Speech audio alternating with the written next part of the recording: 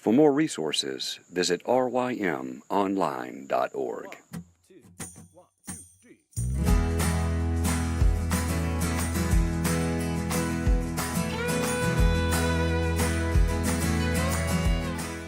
The Local Youth Worker is a daily podcast that's centered on 5 questions each week. Ranging from the practical to the professional, we're looking for answers to the questions you're asking. Whether you're in full-time, part-time, or even volunteer youth ministry, this podcast is for you.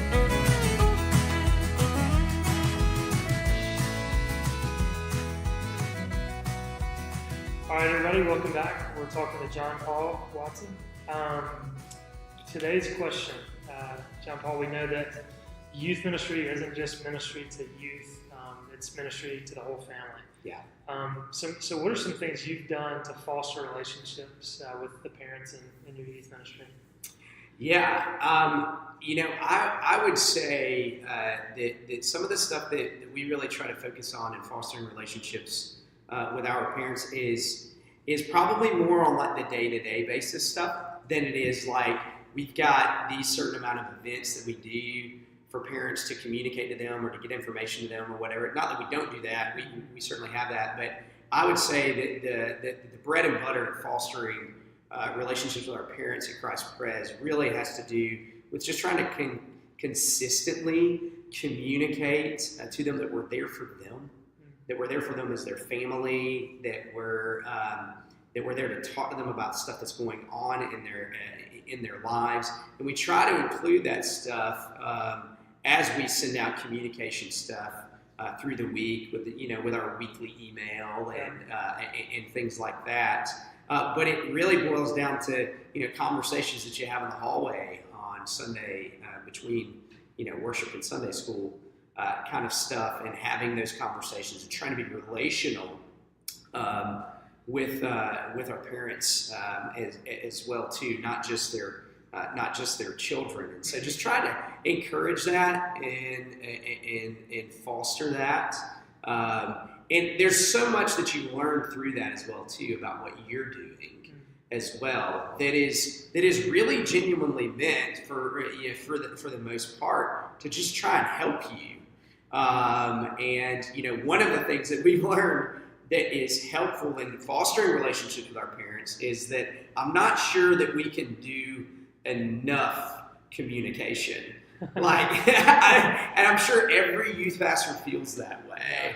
But that's been one of the things that my parents have helped communicate to me is that, getting a calendar out. So we strive to have our calendar out for, 6 months at a time. For us, we've sort of discovered that a year's a little bit too much. But 6 months at a time, trying to get that ahead of time to let them know what we've got going on and everything and what's available. And the ministries that we're doing within student ministry, whether it's service stuff, whether it's Bible studies or anything like that, like trying to get that out ahead of time is a good way, we've discovered, is a good way of loving our parents and their families as a whole, really, to be honest with you. Because there is so much that's going on in their lives that when we can communicate to them that we care about their schedule and we care about their calendar, and not try and beat them over the head with like, well, you need to be at this and you need to be at this, you need to be at this. It's just to say, this is what we're doing, and we want you to know that we're here for you. Yeah. We want you to know that we are coming alongside of you in the very direct ministry that the Lord has entrusted to you as parents of your children. We're not trying to take your place. Yeah. We're not interested in that. We don't think that's what God's calling us to do. We feel like God's calling us to come alongside you in what you're doing, which is what He's always done with the church. Absolutely, and I think you're hitting on two things there that are important when you're talking about communication.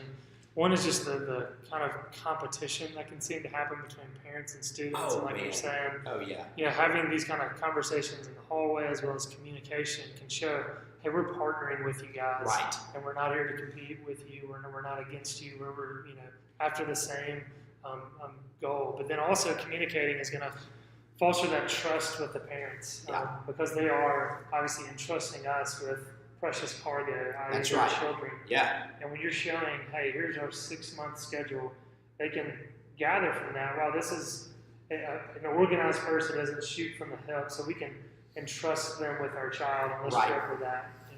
Yeah, so significant. And this might be something that's kind of highly contextual where I'm at. I don't know because I don't know where everybody else is at. But the context that I'm in is that the idea of Sunday school is something that has mostly been done away with where I'm at, and that actually ends up being a big part of what we do as a church is Christian education, and we find people and parents who long for that. Who really, really, really want that, and so we've, and we feel convicted that that's something we should do as well too. So along those same lines of like scheduling and getting things out there, one of the things that we've worked really hard to do. It takes time to do this, but is to come up with a curriculum for what 7 years in our student ministry. These are the things that we hope to cover, that we're going to strive to cover for your children as they are being educated in their Christian faith, and striving to get that and to get something down on paper and to show them the things that we feel like are important, how we're going to address those things, where the avenues that we're going to address those things, and to sort of get that in a page. Into their hands is another way that we're really trying to love to love them well. Because I can't tell you how many parents have come to me when I've given that to them, explained that to them, and just been like, man, really, thank you so much for doing this. We really appreciate that we can see what you guys are trying to do big picture. Yeah. It's been a really, really big encouragement to me. And again, this isn't one of those things that's one of my ideas, not at all. But that's been a big thing for us as well too. Yeah. And so just to clarify, you were saying the idea of Sunday school has been dismissed in your church, and so you're saying, from programmatically speaking or whatever, y'all don't not necessarily in our church, but in our context, in the other churches where we're at. Gotcha. So it ends up being something that people who end up coming through the doors of our church and visiting our church, one of the things they love about our church more than anything else is we still have Sunday school. Wow. I know. But they do. They love the Christian education aspect of what we do. Yeah, like you're saying, just to be able to set out the scope and sequence before, parents, this is what we plan to cover, in the 6-7 year span, whatever it is for your church context. Yeah, that again just shows, we're not a ministry that's shooting from the hip. We really want to steward these gifts well, these souls that we've been, charged with for, responsibility.